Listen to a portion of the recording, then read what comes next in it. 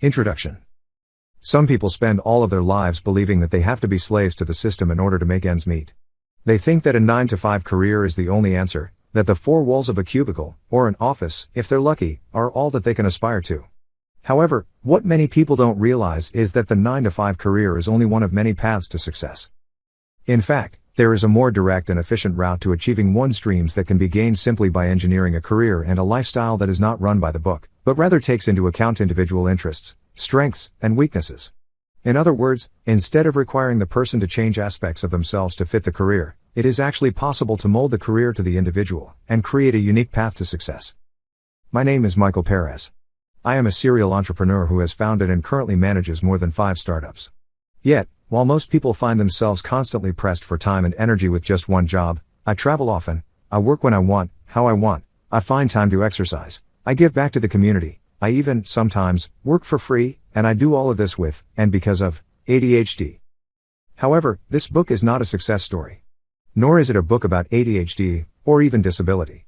This is the story of how I gained confidence and learned how to overcome the limitations that were imposed on me. I was able to do this by operating off the well-worn path. I rejected classroom learning, showing up in class only for the final exams. I learned early on to take care of myself. While other teenagers went out shopping at the mall with their parents' money, I didn't accept a single dollar from my parents past the age of 16. Instead, I operated a computer repair shop out of my house. Later, the prospect of working a 9-to-5 job in a cubicle just wasn't an option for me. I credit my ADHD, and the challenges that resulted from this disability, with teaching me that in order to survive in this world, I had to engineer an innovative lifestyle for myself. I am sharing my story with you now because I believe that you, too, can break free of your constraints and even learn to use them to your advantage. If you are unhappy with the hand life has dealt you, let this short book be the foundation that gets you into the right state of mind and back in control of your own personal, professional, and financial success. In the following chapters, I present small glimpses into my life, along with key takeaways I learned at each stage.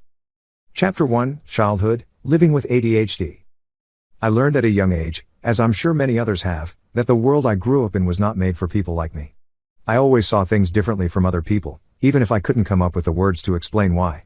Society, starting with my own family background and extending into the education system and, later, expectations regarding chosen careers, seemed to reward everything that I was not, and simply could not become, a normal individual. The worst part is that I know I am not alone in this experience, and that there are so many others who have tried to justify to themselves, time and time again, why they should accept the constraints and try to mold themselves to fit the standard.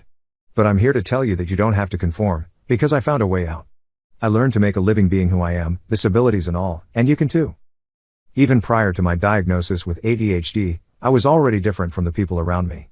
I was born and raised in Montreal, Quebec, in an Orthodox Jewish home with 8 other siblings. I grew up with caring parents in a good home, but the one thing I was never fully on board with was the intense religious life. Living under this sheltered environment where inquisition was not permissible, and religion was at the center of life, I was able to go against the norms and find a life outside of this construct. Nonetheless, it took me years before I could develop the maturity, mental stamina, and confidence to express my unorthodox views and pursue my own path. In a way, growing up in this isolated community was a blessing in disguise. On the one hand, because the people I was surrounded by were equally as sheltered from the secular world as I was, there was no mentor in my community who could help me develop my interest in science and the greater secular world. On the other hand, my natural inquisitiveness provided me with the exceptional opportunity to assert my own values and make a memorable impact on others. Before long, my passions had manifested themselves into practical skills and had attracted the interest of many other members of my community. Before I knew it, I would be running my first business out of my bedroom, repairing and building over 300 computers for my school and a nearby Jewish girls' school. What I want you to take away from this short trip down memory lane into my religious upbringing is, simply, that your difference can become your strength, if you're willing to invest in it. Maybe this is too much of a cliché to start with, but hang in there because this is an important concept, and one that is too often taken for granted. Doing things differently from other people, and seeing what they don't see, is uncomfortable and hard. It is as hard as growing up with a secular mindset in a super-religious, Orthodox Jewish community. But no matter how much you may feel pressure to conform by your community, your family, your colleagues, or even your religion, remember that being different is more likely than not to give you a significant advantage in both life and business. Yet, being different wasn't enough to get me to where I am now. In truth, I struggled constantly, especially at the beginning of my educational career. The education system that I experienced was not a kind and accepting environment for children with learning disabilities like me. My teachers rewarded discipline, organization, and following instructions. Their focus was mostly on Hebrew and Torah studies. You can imagine what it was like for a hyperactive, science-oriented kid like me. The things I loved were not taught in my school. Not to mention that the way I thought simply wasn't appreciated. In fact, my ideas were outright discouraged. There was no way I could thrive in a place that wanted me to be everything I was not. I was 9 years old when I was diagnosed with ADHD, which is known in full as Attention Deficit Hyperactivity Disorder. The textbook definition of this disability talks about symptoms like loss of focus, hyperactivity, and acting impulsively, but these kinds of descriptions just don't do justice to the reality of living with ADHD. Physically, it was impossible for me to sit still and be in a classroom. I was in a zombie-like trance, cold and uncomfortable at any given time, and having heart palpitations. I experienced a significant lack of motivation and fell into depression. I felt hopeless, trapped in my own body. And that doesn't even take into account the side effects of the medication I took in order to function. When I was in school, I was taking 90 milligrams of slow-release Ritalin per day. Ritalin, also known as methylphenidate, is a synthetic central nervous system stimulant that is typically prescribed for ADHD, WebMD. When Ritalin worked, boy, did it work, and somehow all of the thoughts that constantly battled for my attention just disappeared. But it also messed me up. The side effects I experienced included depression, low energy, no motivation, and a complete loss of appetite. In some ways, the negative side effects of the drug far outweighed the supposed benefits. I suffered on a regular basis. I remember my body screaming for food while my brain told me it did not want to eat. During the day, I walked around like a zombie, and it wasn't until the clock hit 5:30 p.m., when the medication wore off, that reality would hit. Disability, and any limitation in general, comes in all forms, shapes and sizes, and effects and medications. Some disabilities are just small hindrances while others can feel debilitating beyond measure. Most frustrating are how disabilities can appear to keep individuals from achieving their dreams and goals. Yet, you would be surprised by how often those limitations are imposed on us, not by the disability itself, but by our society, other people, and, most frequently, ourselves. My own disability had an impact beyond the physical symptoms. It had a great impact on how people saw me, and how I saw myself. For one, taking my ADHD medicine wasn't exactly something I could hide from my classmates. Every morning at 10 a.m., just as classes were beginning, I would head over to the school office to take the prescribed Ritalin pill. Because the office was located next to the main hallway, any student passing by could see the secretary hand me my pill with a cup of water and watch her check whether I actually swallowed it or not. It was impossible for me to protect myself from the humiliation and the stigma. Having to take my medication in such a public way made me appear less capable in the other students' eyes. I knew because I heard my classmates' jeers with my own ears, and I was always able to notice the respect it cost me within social circles. It wasn't long before the other students' presumptions and the school's poor handling of my disability began to influence my own self-confidence and self-perception. This was compounded by the fact that I was more or less labeled as unfit for regular English and math classes. Instead, I was enrolled in a program called GEM, which was created for children with disabilities. This meant that I had to conspicuously leave the classroom each time English or math began, which both isolated me and publicly confirmed my difference from the other children. As a result, I began to second-guess myself and to trust my classmates' answers over my own. These feelings of inadequacy persisted for a long time, and it wasn't until high school that I realized that conformity and intelligence were not the same thing, that I was more and saw more than my classmates in school could comprehend. By this point in my life, I had become so used to hearing the discerning comments, "This really isn't important for the course. Why are you asking questions that aren't important to this topic?" And the most frequent one, "Who cares, Mikey?" When I raised my hand to ask questions in math class, these comments perpetrated my mind. Then, a day came while studying parabolic equations. I asked the teacher how the structure of an equation might change with more extreme parameters. Sneering rebukes rattled through the room almost immediately, but they didn't sting as much this time. In fact, I felt empowered. I was aware, for maybe the first time, that I had more deeply understood this mathematical concept than my classmates because I had looked at it in a more abstract way. It was at that very moment that I understood that a good idea doesn't have to be understood by those around me. It just needs to work. So began my personal revolution and journey into experimenting and learning on my own terms, in my own way. Knowing that I could actually accomplish many things, even if the path differed from everyone else's, allowed me to believe in myself and make plans for my life. At that very moment, I felt a certain renewed sense of conviction that led me to pursue my passion as a software engineer. Before we go any further, I want to make one thing clear. Much of the pain inflicted on me because of my ADHD was not intentional. Sure, one or two classmates said some deliberately hurtful things, but I most certainly would not call myself a victim of bullying.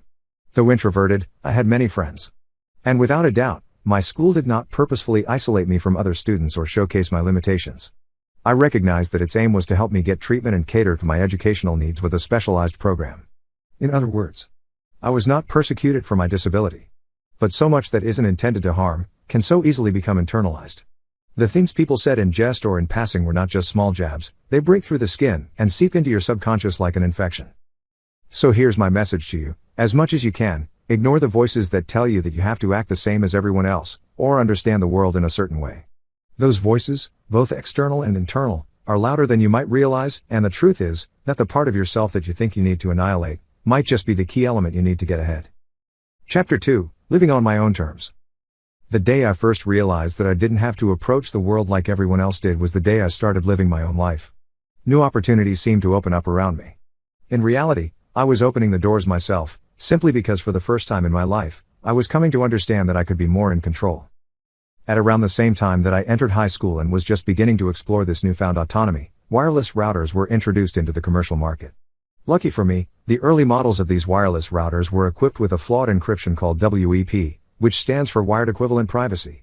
As a paper published by students at the University of California, Berkeley pointed out, major defects in the way the WEP encryption was built meant that it was fairly easy to penetrate those routers.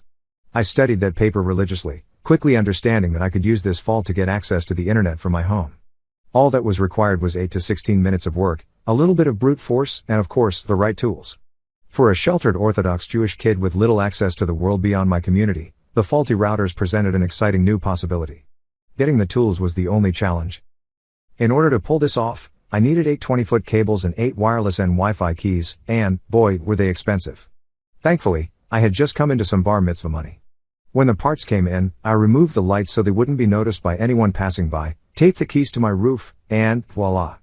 Access to the internet, a window into the outside world, was mine. By setting up the internet in my house, I had taken matters into my own hands. Being able to connect to the World Wide Web transformed my tiny bedroom into a portal to knowledge and understanding that ignited within me a deep love and appreciation for computers. My room became my sanctuary, and I spent countless hours surfing the web, learning, and finding new strengths that had not been as evident before in the physical world. For example, while I might not have been particularly good at school, I learned that I was a natural at building and fixing computers and their components. It was through this experience that my computer repair shop was born, and I began to build up both my reputation and my independence. This long anecdote is all to say that, sometimes, all you need to get started is to have a good idea and to act on it. You don't necessarily need to ask permission from anyone else to start improving your life. Instead, take a look around. Recognize what skills you already have in your arsenal and see if you can use the resources in your environment to make connections and remove the obstacles that are blocking your path. In my case, having no internet at home was holding me back. So, I found a bit of research that would solve my problem and, instead of spending my bar mitzvah money on clothes or games or hiding it away in a savings account like my friends might have done, I invested it in the remedy. Once you begin to improve your situation on your own, even in the smallest way, you may just find that the rest will fall into place. I graduated from high school in 2007. Despite my prowess with computers, my mom still had high hopes that I could be convinced to become a rabbi. Upon this conviction, she sent me to Israel to pursue further religious studies. The plan didn't exactly go the way my mom had intended. 1 year away from home launched me out of my comfort zone and exposed me to radically different views on life. At home, I had been fairly isolated. My room, with all of its gadgets, had been my refuge. In Israel, I was suddenly flung into a highly social environment. In a place where I was meant to be following a more religious path, I found myself surrounded by a more secular society, made friends with the opposite gender and with people from different backgrounds. It was there that I finally saw with my own eyes how other people, regular people, lived. Up until that point, all I had known was the Orthodox Jewish way of life. Now, I saw that my childhood experiences were far from normal. Breakdancing helped me bridge the gap between my life at home in Montreal and this new reality in Israel. Every Monday, I headed over to a famous place in downtown Jerusalem called Kikar Amerikim, which is Hebrew for the American sector, where I breakdanced on a giant stone chessboard. My experiences with breakdancing serve as the perfect representation of this transitional period. Breakdancing introduced a completely new dynamic to my life. It required me to learn brand new skills and ways of being, and it was a catalyst for forging meaningful connections and building lasting friendships. Breakdancing also placed me at the center of attention, which was a strange feeling for me. Before then, I had always seen myself as someone who belonged on the sidelines. Through breakdancing, I gained the courage to enter unfamiliar territory and learned to see myself as a leader, not a follower. However, my experience in Israel was short-lived. After 1 year, I had to return home for multiple reasons. To start with, it was clear to my mom from the photos arriving home showing me with girls and wearing jeans, that I was far from the path of becoming a rabbi. Moreover, if I had stayed longer in Israel I might have been drafted into the army, which was not how I envisioned spending the next stage of my life. Lastly, the year I had spent in Israel, while eye-opening in many other ways, had been a year of fun self-exploration, not academics. I felt the pressure from my parents to pursue a more serious path forward, and that is what I also wanted. I packed up my bags, with the new knowledge I acquired about the world and myself in my back pocket, and returned home to Montreal to study computer science at Dawson College. I left Israel with the sense that I had become more versatile in my talents. Because of this year away, I was able to develop the social skills that would later become crucial for the networking and management component required for running my own businesses. I also returned home more of a leader, having come to understand through breakdancing that leading does not mean being the best, but relating to others and cultivating a wider set of skills. It was clear to me then, as it is now, that we are only as strong as our greatest weakness. So, if you take anything away from my experience in Israel, it is that you should never turn down the opportunity to leave your comfort zone and develop new skills, inside or outside of an academic environment. In Israel, I didn't become the best student, but I discovered how to walk and exist in many other ways. These lessons were just as valid as any of what I was taught inside a school. Nonetheless, I still had a lot to learn. Chapter 3, Relearning How to Learn, Rewiring My Brain. The minute my plane touched down in Montreal, doubts about my ability to readapt to school after my year of so-called partying in Israel began to creep back. Thinking about re-entering academic life at Dawson College, I was unpleasantly reminded of my challenges in the classrooms of my childhood. This time, however, I wasn't going to let myself fall back into old habits. I was ready to be serious, and deep down, I knew that I had what it took to compete in the academic world. While I was aware that I was behind many students my age, I wasn't expecting how much work was required to actually catch up to them.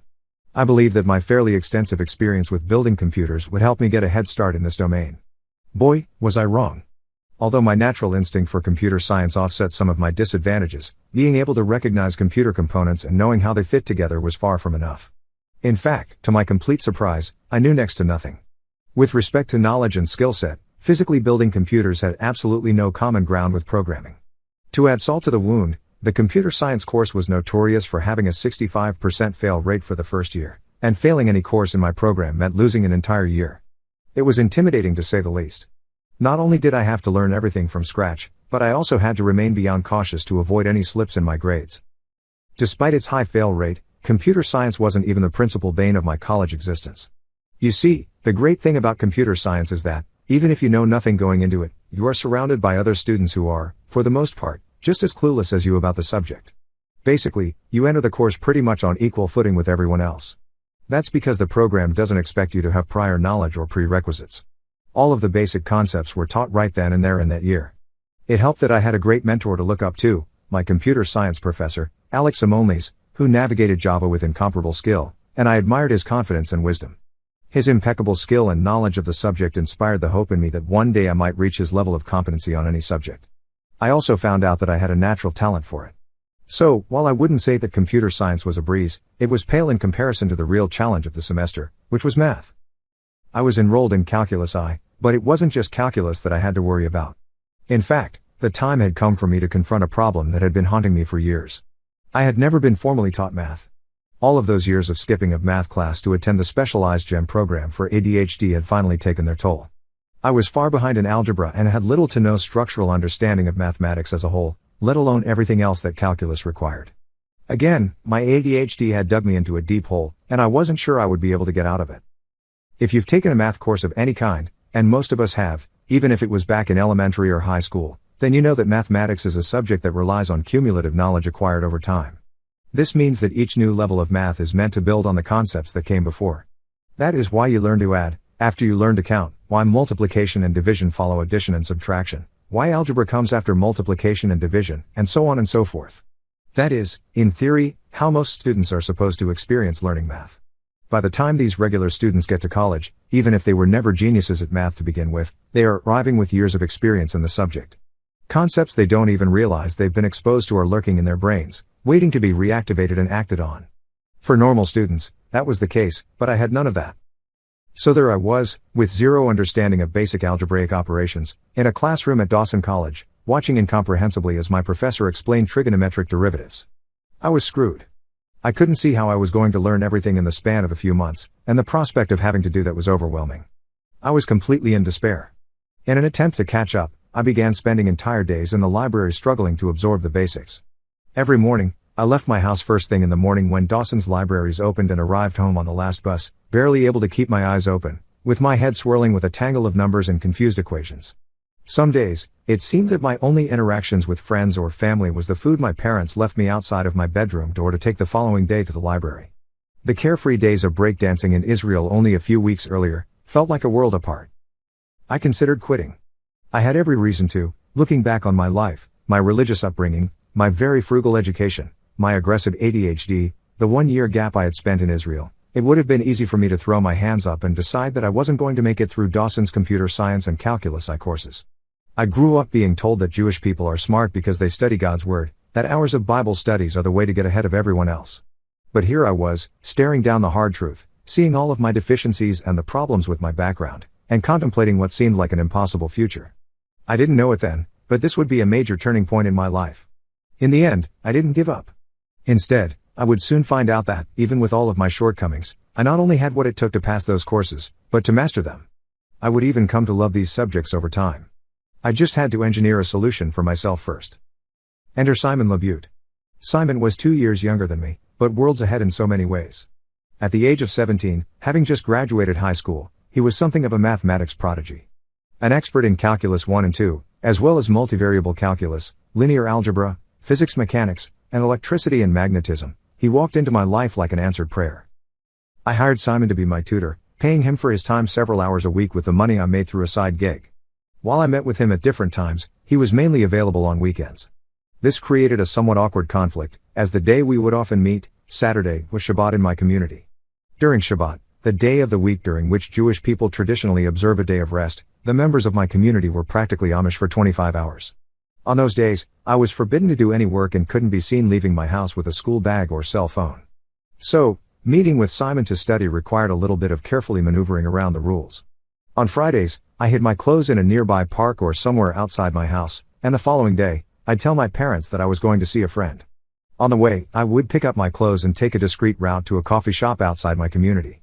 There, I would change and Simon would meet me with his laptop, notes, pen, and paper. Each session with Simon was an exercise in information overload. He drowned me in knowledge and drilled equation after equation into my brain to catch me up to speed with everyone else. Simon was sharp and honest with me, and day after day he pounded away at my weaknesses and shortcomings. He wasn't shy about telling me what I needed to hear, and he had my full attention. Every time I met with Simon, I would leave feeling mentally exhausted. Some days the sessions went on for so long that I started missing afternoon prayers on the Sabbath. My mom began to suspect I was not at a friend's house as I claimed, but little did she know that all I cared about was school. Simon's help and the long hours I spent in the library began to pay off. I had also stopped attending classes upon the realization that I was not going to get anywhere if I spent my days in a large room with 100 other students listening to professors lecture on concepts I could learn more efficiently on my own. It was also no use fighting with my ADHD. I was who I was, and the classroom simply wasn't designed for me. Instead, I asked my friends to loan me their notes, and then met with Simon or worked through them on my own. By using these strategies, I found that my grades only kept improving. I passed every one of my courses, computer science and calculus I included. It felt amazing. I had never worked so hard for anything in my life, but the experience opened my eyes. Now I knew how much I was truly capable of accomplishing in a short period of time. That first semester at Dawson College taught me the key to success: don't give up.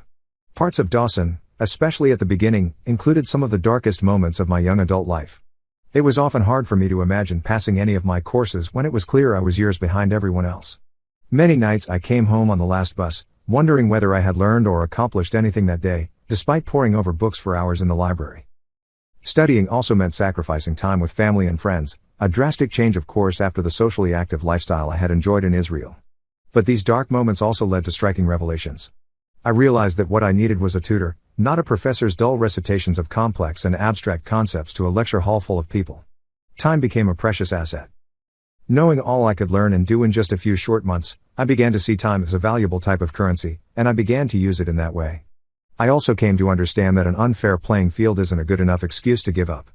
Instead, it presented an opportunity. When the odds were stacked against me, I chose to hunker down and hone my skills.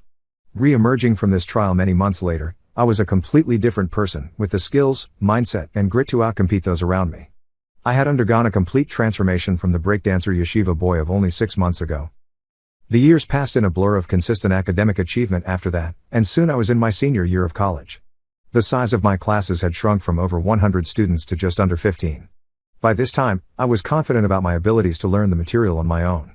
I had mastered all of my math courses, including calculus and linear algebra, and defeated the demons that had plagued me ever since my childhood. However, my strategy of missing class and only showing up for exams had begun to wear out. In fact, the dean even made me sign a contract saying that I would attend my courses or be kicked out of the classroom.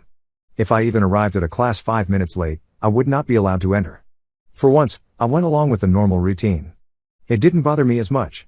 Somehow, I already knew my time in Montreal was coming to an end. Chapter 4: Opportunities. As I reached the last semester of the computer science program at Dawson College, a unique opportunity to network and create a foundation for my future abroad presented itself. My final grade, and subsequently, my graduation, would be determined by my performance interning for a company of my choice. Usually, students pursued internships at companies in Montreal or elsewhere in Canada, but I had my sights set on something greater. I didn't really know where I wanted to go, but I felt like New York City was calling to me, and I just had this feeling that I needed to go there next. I was learning to trust my intuition, and I had already begun building relationships with people and businesses in New York and elsewhere outside of my native city.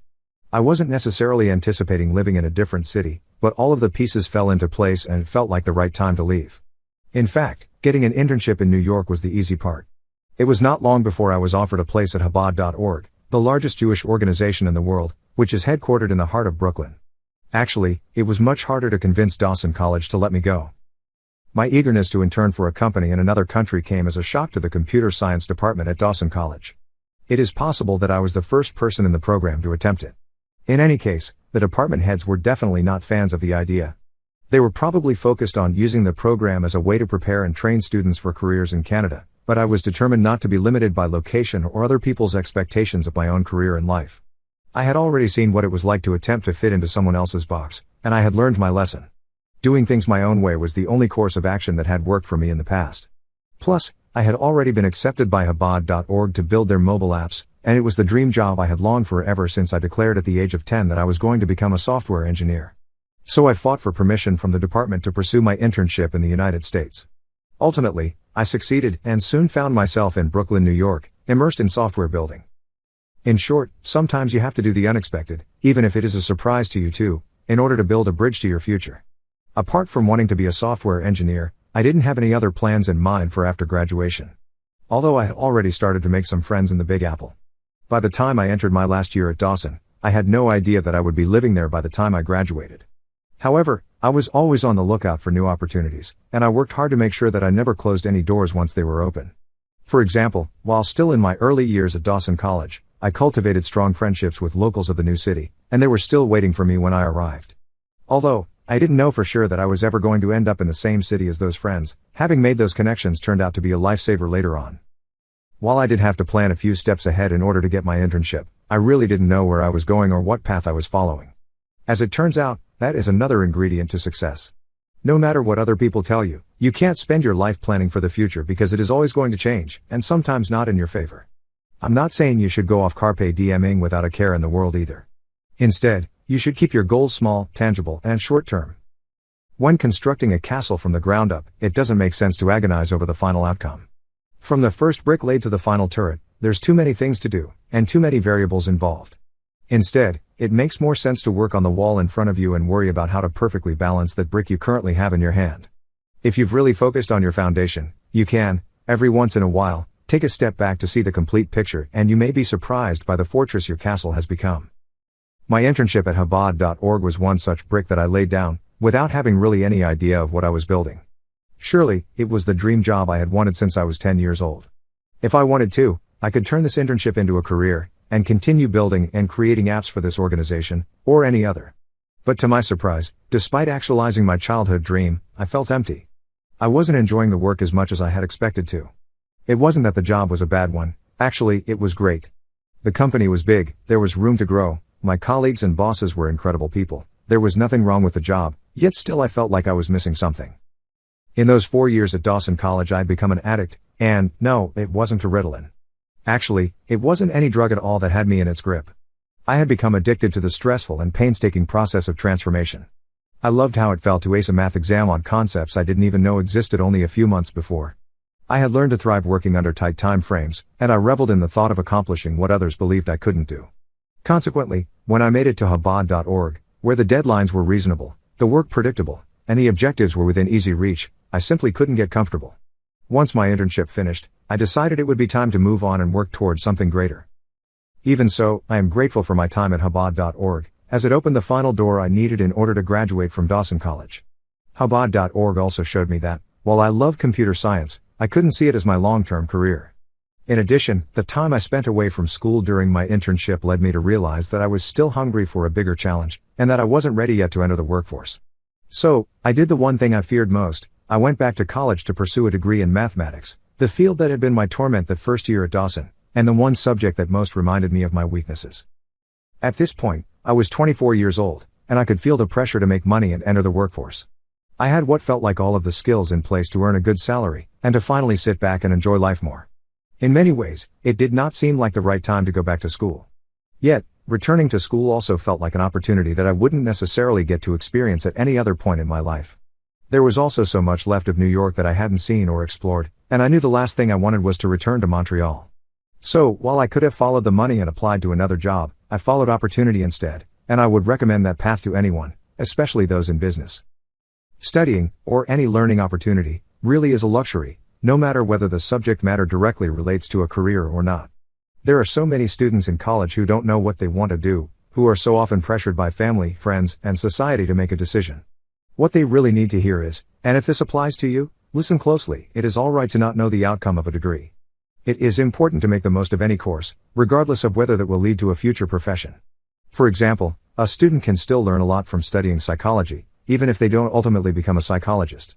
Understanding human psychology will almost certainly translate to the workforce, simply because that psychology student will acquire a better understanding of how to navigate their relationships with others, even if the job they ultimately get is in finance.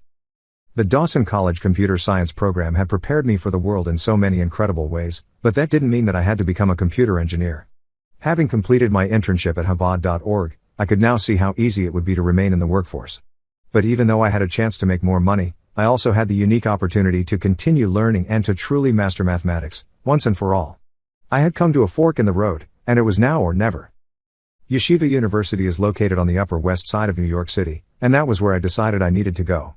My parents were at a complete loss. From a financial perspective, enrolling in U made little sense. The difference in the cost of tuition for attending a Canadian university, especially for residents, compared to a US school was astronomical. Moreover, apart from the cost of tuition, I would have to pay for housing, food, and other expenses, all of which were above my means in New York City to begin with. In short, my family thought I was living a fantasy if I thought I could attend a university there. With no support from my family, who urged me to apply to universities in Montreal, I took matters into my own hands. After multiple attempts of trying to arrange a meeting with a new advisor only to find that they were all completely booked up, I set out one morning and caught the train up to 185th Street, determined to speak in person with an advisor to find out how I could apply. I showed up outside the door of one advisor's office. He was clearly busy and not very happy to see someone without an appointment, but I insisted. At first, he dismissed me entirely and told me not to even bother applying, as I hadn't even taken the SATs. Shortly after, he asked me to leave as he had another meeting to attend. I left his office, but I did not leave the building. I wasn't going to give up so easily. While he had his meeting, I waited in the hallway until it was over, and then entered again. Although he was a little annoyed, he finally agreed to hear me out. What the advisor told me that day changed my life. He made it clear that if I was going to get into U, I had to apply immediately. I also would have to take the SATs as soon as possible and receive high scores, especially in mathematics. The doubt at my ability to accomplish any of these tasks was etched plainly on the advisor's face, but he did tell me one thing as I left his office that day. I don't know what you'll do with your degree exactly, he said, but I promise you one thing. You will graduate as a scientist or an engineer. Those words sent an electric charge through me. The future was within reach. I could do this. As soon as my meeting with the U advisor was over, I rushed to the nearest computer and registered to take the SATs in a local high school at the earliest possible date. Most people spend their entire high school experience preparing for this college entrance exam. I had 2 weeks. It was exhilarating. I was back in the trenches studying as hard as I could in very little time, and I felt like I was exactly where I belonged.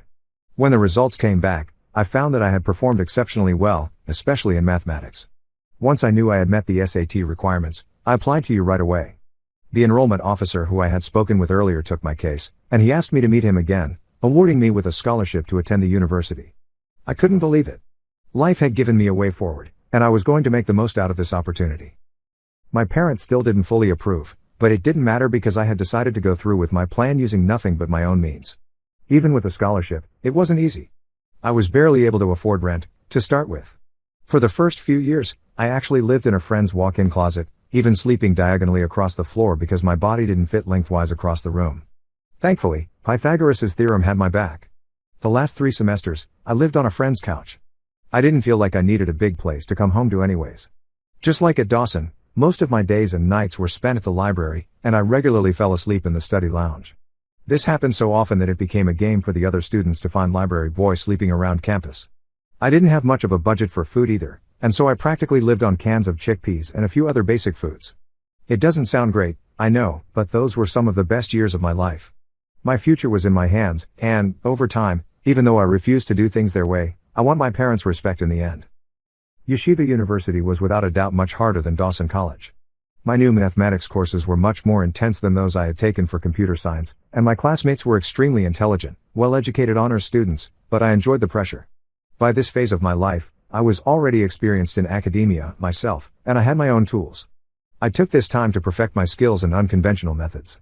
Having mastered the art of self-learning, I no longer needed teachers. All I needed was the course syllabus and a colleague's notes. As the courses became harder, I got better. Ultimately, I graduated with a degree in mathematics and strong grades from all of my years at U. More importantly, I fell deeply in love with math. I had come so far from the boy who was ridiculed for raising his hand in class so many years ago. Chapter 5, Startups. I was 27 years old, and I had just spent nearly 8 years of my life studying and learning how to traverse life on my own terms. On the morning of my final exam at Yeshiva University, I felt the weight of those previous 15 semesters on my shoulders and in my mind, and I knew that I was about to face a new test. How would I put all of that knowledge to use? The exam in front of me was almost inconsequential in comparison to the challenges that were coming. For my entire life, I had been a student. Now a new chapter was waiting to be written, and I was finally ready to build my own empire. I returned home from the exam at 11:30 a.m., feeling a strange sense of freedom wash over me. I was done studying. Completely done. Everything I had learned and accomplished stretched out behind me in my memory, and I felt like I had sucked New York dry. Suddenly, before I knew what I was doing, and without saying a word to anyone, not even my friends or roommates or parents, I started packing my bags. I only grabbed the essentials, and left the rest behind. Within 1 hour, I was on a bus heading to the airport. All I knew was that I wanted to completely smash that reset button and start from the ground up. In order to do this, I needed to go somewhere I had never been. One place in particular came to mind. Throughout college, I spent my free time between studies watching Entourage, and the California depicted there seemed like my kind of place. Naturally, I knew absolutely nothing about the real California. I didn't know where San Diego or Los Angeles or San Francisco were located in relation to each other. I had no idea what the culture was really like in each city. I didn't even know if I had any friends or connections who lived there. I had never even traveled anywhere on the West Coast. But none of this deterred me. I was heading to California no matter what. So, when I arrived at the airport with my one duffel bag in hand and $320 to my name, I asked the airport clerk to book me on the earliest and cheapest flight to California. She was confused, but in the end she put me on a flight to San Diego for $149. Just like that, I was on my way, and I never looked back. From that moment on, my focus was set on founding my first official company on the West Coast. I never returned to New York City. One downside of deciding to move across the country at the last minute, with nothing but a few $100s and a small bag of essentials, was that I didn't have a place to stay. I realized this mid-flight, and, using the crappy airplane internet service, I searched Facebook for any friends who lived in San Diego. One result appeared, a connection I had made while networking in New York. I reached out to him on Facebook right away, asking if I could stay with him for the first few days until I knew what I was going to do. His response came almost immediately, "Mike, my couch is yours, buddy." All of the pieces finally came together. It felt like fate was playing out in front of my eyes. This feeling of euphoria and freedom continued even as the plane landed in California. Everywhere I looked, I was surprised by how closely my new reality matched what I had seen on TV. Here, it seemed, everyday people really could be glamorous.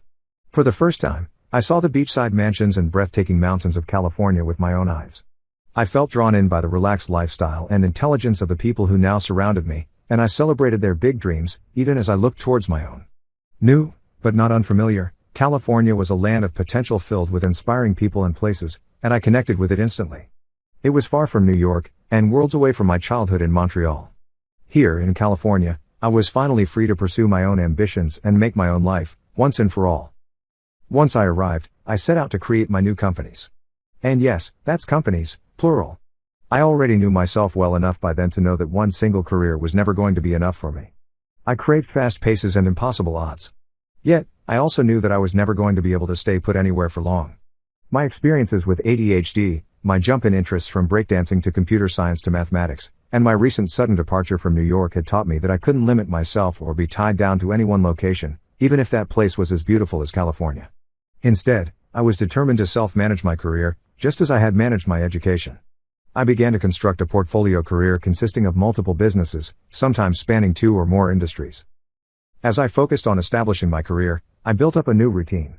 I rented a room at Chabad of San Diego State University, SDSU.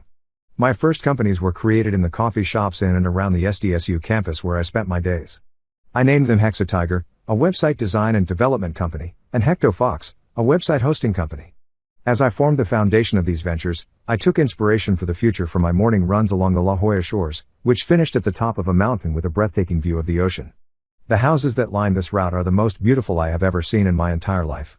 Seeing how other people lived in these beautiful places, I realized that if they could make a glamorous life for themselves like this, then so could I. It was as if the next step to my journey had been laid out. With this future in mind, I set my mind on a 5-year plan and posted it on Instagram for the world to see. As of January 1, 2019, I have 5 years to own a beautiful house on the mountain, by the beach of La Jolla Shores, San Diego. This house will have an entire floor with only glass walls, so I can be consumed by nature while immersed in my lifelong dream to provide significant contributions to our understanding and reversal of human aging. This floor will be divided into 2 sections. One half of the floor will be reserved for my software projects, the other half will be reserved for my biological research. To achieve the goal above, I must spend the next 5 years becoming an expert in the biomedical/biotech domain. It's imperative I leverage my backgrounds in math and computer sciences to approach my bio training in an unorthodox and diverse manner, providing an advantage when attempting less obvious solutions. Eliminate the need to compromise on my goals due to financial necessity. This requires that I create well-established, self-sustained businesses, where I can achieve reliable income with minimal effort, allowing myself to effectively apply my time and effort towards my scientific goals. Build up my brand and network so that I can have valuable resources at my disposal. This requires that I engage with systems that provide high-quality content with a strong social reach. Due date, January 1, 2024. What's your 5-year plan? As I write this book, I am still on the path to achieving my dream, but every day it is more in reach. My portfolio career is booming. I continue to manage my first 2 companies, and have created a handful of others, including daily news websites and another that provides free resources to people studying for the GMAT. I maintain a schedule of my own choosing and travel as frequently as I want, but my eyes are always on that 5-year plan. I know that, to many people, this 5-year plan sounds impossible. But I have been here before. I look at it the same as if I was back in college again, studying for the SATs in 2 weeks, or learning 16 years worth of basic mathematics knowledge in order to get through Calculus I. I know I can make it because I've come to learn that success and hard work is reproducible. All you have to do is follow a plan. My plan doesn't require conforming to a 9-to-5 schedule or being confined to a cubicle. I know now that I do not have to change who I am or suppress my ADHD in order to achieve my dreams. My approach to life revolves around engineering solutions that open up possibilities, rather than limiting them. And the best part is, I am not the only person who can live this way. You can break the 9-to-5 schedule and engineer a better solution for yourself too. It all comes down to a few simple steps. Chapter 6, How to Break 9 to 5. In the last chapter of this book, I have outlined my strategy and easy-to-follow steps that you can use to take control over your life. Change is an important part of the process of breaking 9 to 5, but by using this word, change, I do not mean that you should seek to fundamentally alter who you are. Rather, the goal of transformation should simply be to engineer a solution to meet your goals.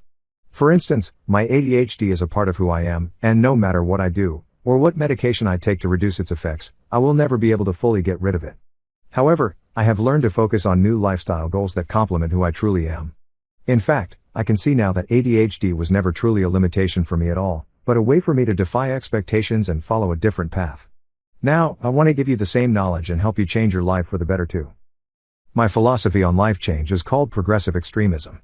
I recommend making incremental adjustments to your life and mentally preparing yourself to adopt these changes permanently as a part of your identity. I do not advise you to try to transform your life completely all at once, radical change that you can't keep up in the long run is pointless. Taking change slowly, step by step, and fully committing to each new lifestyle adjustment, little by little, is a much healthier and stable way to revolutionize your life. However, before you can even begin to change your life, the first step in any transformation is to break bad habits. Only then will you be able to create and follow new, healthier practices for your body and your mind and start working on your own 5-year plan. Step 1. How to break out of the bad habits.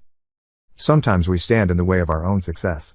When that happens, it is impossible to progress or improve, and goals that should be easily reachable can seem unattainable. Falling back on bad habits is easy to do, and for that reason you should work on eliminating them entirely before you can move forward and make other changes. Thankfully, it isn't too hard to train certain habits out of your system, but you have to start small. First, just define a concrete behavior you want to change or develop, and focus on why you want that change. You should then work to replace the habit with a different one. You may find it easier to get rid of a bad habit if you change your environment. Each time I moved to a new location, whether it was Israel, New York, or California, I found it that much easier to accomplish my goals. Changing your surroundings can also be useful because it may allow you to imagine your success more easily. That is why, once I moved to San Diego, I began jogging every day along the La Jolla shore. As I ran, I looked at the gorgeous mansions that I was passing, each one more beautiful than the last, and I urged myself forward and psyched myself up by imagining myself as the owner of one of them. I can say from experience that visualizing yourself succeeding is a powerful motivator. I also recommend that you surround yourself with others who have similar goals to you or who have already succeeded in accomplishing what you are hoping to do. I say this because many of the incredibly intelligent and talented people I met throughout my life made a huge difference in my plans. Without Simon LeBute, for instance, I would never have passed calculus I at Dawson College, and later, I would have never joined the mathematics program at Yeshiva University. My life would have been so much different, and I don't think that I would have been as nearly motivated to succeed if I hadn't met him. So, be sure to take note of the talents and knowledge of the people around you, and don't be afraid to do some networking and reaching out to new contacts, if you feel you could learn more from others. Of course, breaking habits is not an easy process, so don't be worried if not everything goes as planned. You should definitely prepare yourself for setbacks and slip-ups, and, unless you are operating under a tight deadline that is absolutely necessary, you should give yourself enough time to fully adjust to each small step forward. For me, relearning mathematics with Simon in order to pass calculus took hours of time and dedication, during which time I practically lived in the library. Every algebraic concept I learned was a small step forward. It takes time, persistence, and patience to make big changes to your brain, so make sure to create practical goals for yourself, and don't forget to reward yourself along the way. Once you have committed to making change, one step at a time, identify what about yourself needs to go, and determine the goal that you want to work towards. After that, it's all about taking care of yourself and having a laser focus so that you can reach the objectives you have set for yourself. Step 2. Take care of your body.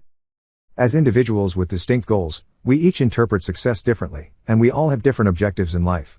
But, no matter who you are, one thing holds true for everyone: a healthy body and mind is essential to earning money and building a fortune. That is why it is not unusual for successful people to embrace health trends. In fact, entrepreneurs should treat their health and energy as if it was just as vital to their personal and professional success as it would be for an athlete.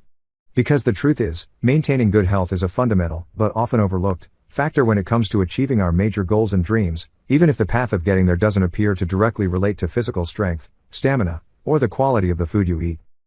As with any goals, you should create clear milestones for yourself when it comes to eating, sleeping and exercising, and your progress should be easy to quantify and track. Part 1. Start eating healthy foods. Before you make any changes to your eating habits, it is crucial you explore the different options available to you until you find one that you can commit to following. Keep in mind that whatever change you make, it is unrealistic to do overnight. It's also okay to change course if the eating plan you have chosen is not working. However, you should maintain guidelines for a healthier, more nutritious diet you can stick to at all times.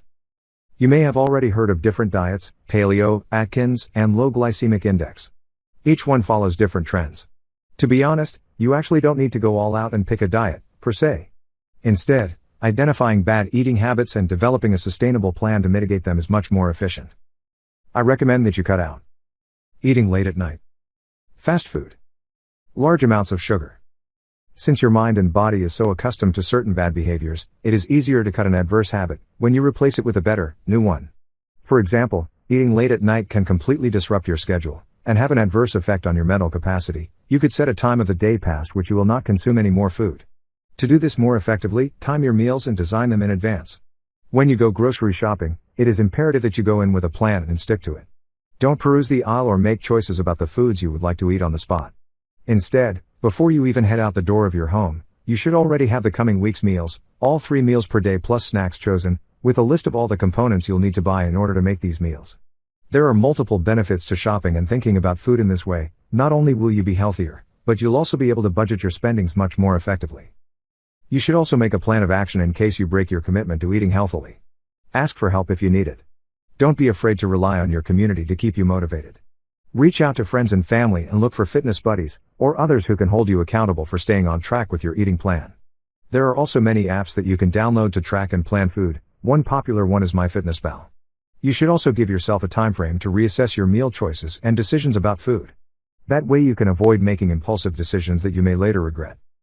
Objective: to summarize, your objective should be to outline an eating schedule that can be easily followable. Maintaining good health should be the main goal, and realistically, you should be able to get there by adhering to clear and manageable principles.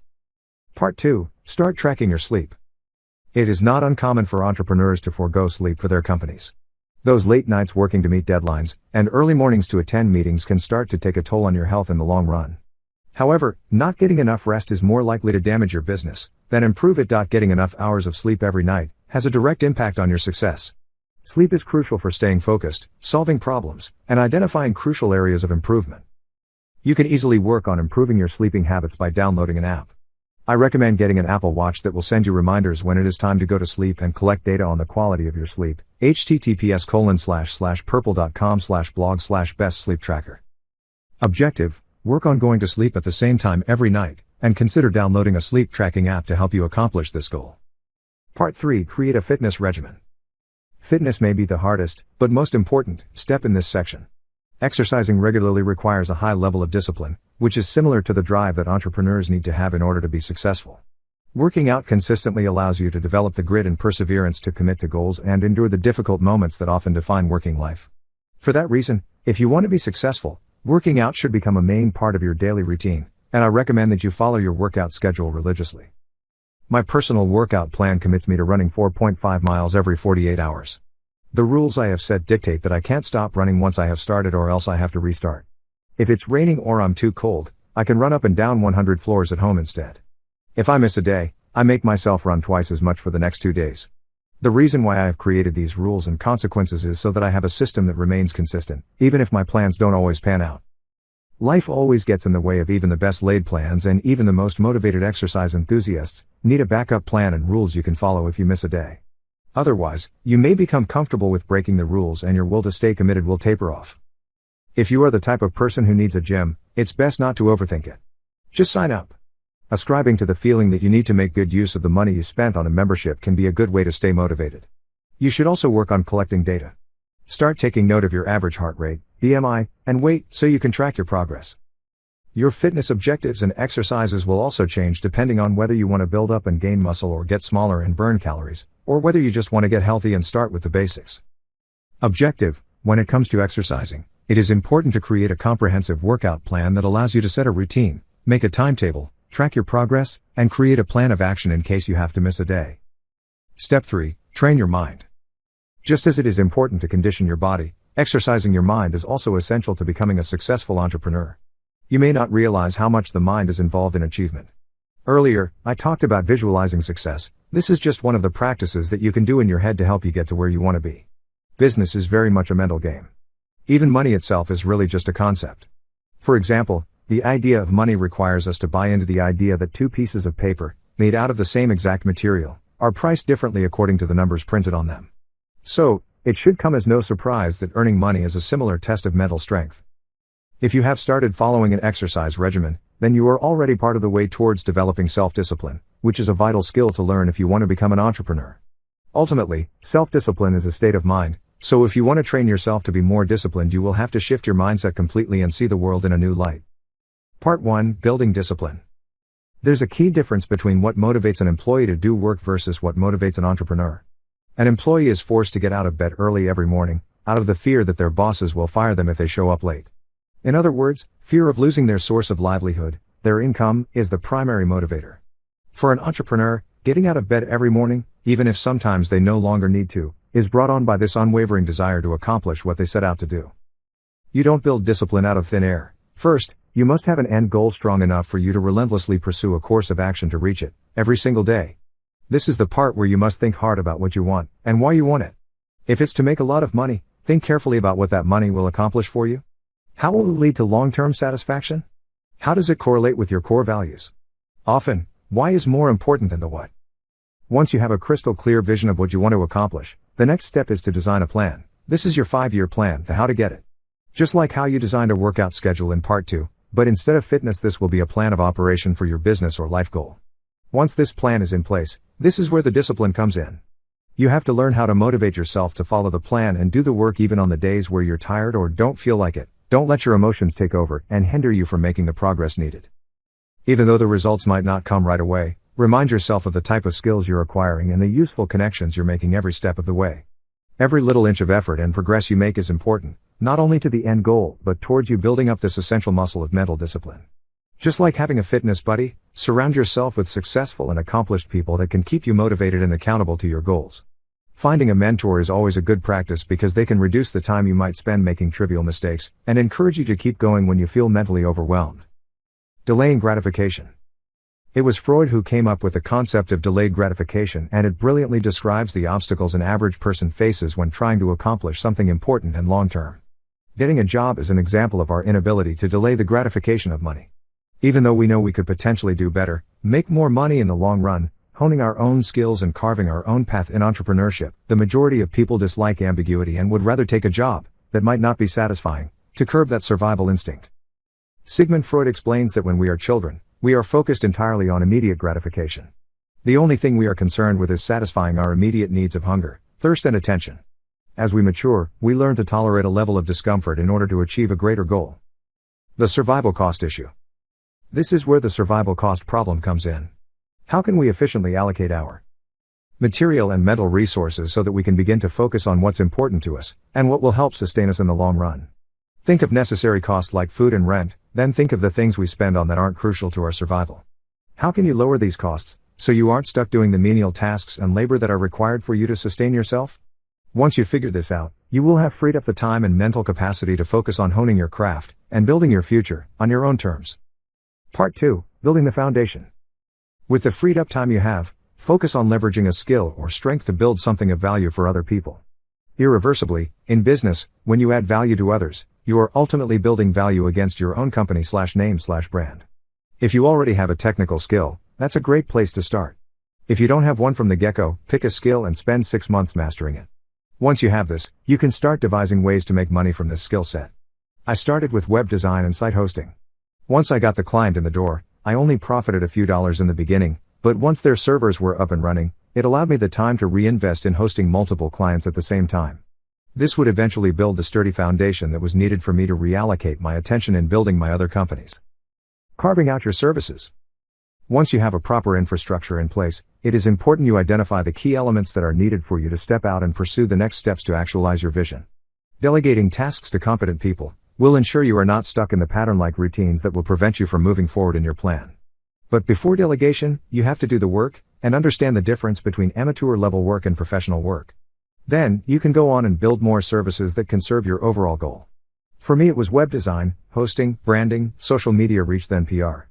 Each step required me to first master the concept, then efficiently delegate out the tasks, before moving on to the next thing. Don't get distracted by money. It can be easy to step into the trap of looking for the quickest way to make a buck. This is what most people fresh out of college do. The system is backwards. Rather, you should focus on honing your skills, leveraging that to create consistent cash flow, then focusing on building your passion and making money from it. Most people give up their dreams in pursuit of the idea of making money right from the start, without realizing that this may be a deterrence to living their most productive and fulfilling life. Focus on how you can gain the most amount of value from the skills you are offering. This might mean sometimes you have to do work for a lower cost, or even for free just to get the first clients in the door. When I did free work, I intentionally looked for notable figures or folks who had high traffic sites in an attempt to build a relationship outside the context of money. For example, I would look for a high traffic site for a fairly popular brand with a poor website. Unfortunately, there were no shortages for these sites. I would then build a well-coded skeleton so I could quickly hammer out basic, yet custom, e-commerce sites quickly. The jobs were 35% done before I even started. Over the weekend, I would build out their site, something more appealing and better than what they had, and use my social media, with a growing presence, to reach out to them. Once completed, I would reach out to the client. Hi, I saw your website, there's all sorts of issues, briefly list, and I rebuilt it from scratch, you can have it. Offering value before the sale has its advantages. 1. It allowed me to get free advertising as my name would go on the bottom of the site. 2. The best advertising was word of mouth, and clients were often moved by this gesture, or skeptical at times, and led to many referrals down the line. 3. I would establish trust with this client, and I would be the first person he reached out to when he needed anything. 4. The value of learning, not only a lot about coding, but also how to manage and build relationships with clients, which is imperative to running a successful company. Looking back, giving up that few hundred or thousands of dollars was a small price to pay for the return I got from some of these clients. It certainly didn't always work out, but the point here is it didn't always have to work. Doing this enough times will add fuel in the engine of the company and get things off the ground. Don't get complacent. When you start getting positive results, reward yourself for hitting milestones, never let yourself become complacent. Complacency is deadly in the tech industry, and is what will let competitors outrun you. When you hit those milestones, you can successfully delegate one aspect of one business, shift your attention to how you can further optimize these services for your clients, or branch into a new industry. Having separate companies in different industries, web hosting, content development, marketing, lead generation and PR, I know that these services can exist and run fine on their own, or can be leveraged together to provide maximum value for the clients that want it all. This is a major comparative advantage for my business, because I am able to offer more, without actually having to do more of the work. I was only able to accomplish this because I refused to let myself become complacent, and always looked for the next step in my grand plan. Step 3, the 5-year plan. Your 5-year plan is the enigma of your success. This encapsulates the work you must do to edge closer to your end goal. It's a precise list of actionable steps that are realistic and trackable. My 5-year plan allowed me to go from zero to building 5 companies, a vast network of valuable connections, and traveling several continents in a few years. Make it your plan to transition from the job you don't love to the job you do. Sometimes we accommodate our lifestyles, including our work, to temporarily cover our bases, survival costs. This is often a rushed process if you think about it. You get only a few years to decide on a college major, and then from graduation, you're expected to get a related job. However, the job you might end up taking might not be one that you truly enjoy doing. Your passion is something you love doing regardless of whether you get paid for it or not. Think of hobbies, skills, and deep interests. There's an irresistible thirst for learning more about the topic or thing you can't quite get enough of. For me it was math and numbers, and how mere digits, 0 and 1, could create an infinite number of things and connections. Discover what you love, and find effective ways to leverage that to offer value. If you're an artist, it might not be as proactive to sell your paintings on the street for life, although this is what many people do. Instead, another way you could exercise the same artistic talent and skills could be through digital design. There are plenty of ways to maximize your talent through various technologies and platforms to make your services available to the world. This is what I mean by scaling. Instead of 1,000 people seeing your work walking through an event or a busy street, the internet allows you to have more reach. Diversify your skill sets and work models. Develop skill sets that allow you to offer multiple services. This puts you at an advantage to your competitors, because simply, you can offer more well-encompassed service. Think about a service like a hair salon. Does a hair salon only offer haircuts? Probably not, they would go out of business. A successful hair salon these days not only has ample social media marketing and ads to bolster its ratings, but offers a variety of high-ticket services like balayage, ombre, treatments, special occasion styles, and even permanent makeup. A hair salon is no longer just a hair salon, but a one-stop shop to fulfill a wide diversity of aesthetic needs. Think about ratios when you're designing your business plan. Your goal is to offer your services instead of 1-to-1, to 1-to-100, with less time and energy on your end. Use the web hosting as an example. Once I got one server going, I could host multiple clients simultaneously without using more resources. With a job or even an average small business, you can only make money linearly, meaning your income increases because you either raise the price or your salary increases a little bit. But you still have to be present in order for that service to be fulfilled. We want to move towards exponential models, where our presence is minimally required for optimal functioning of our business.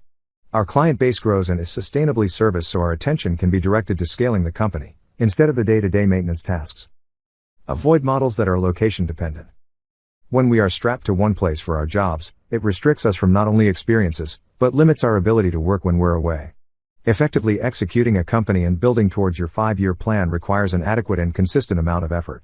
With flexible hours, you're more capable of controlling your own schedule, and building work around life and fun experiences like traveling and seeing the world, if that's something you desire.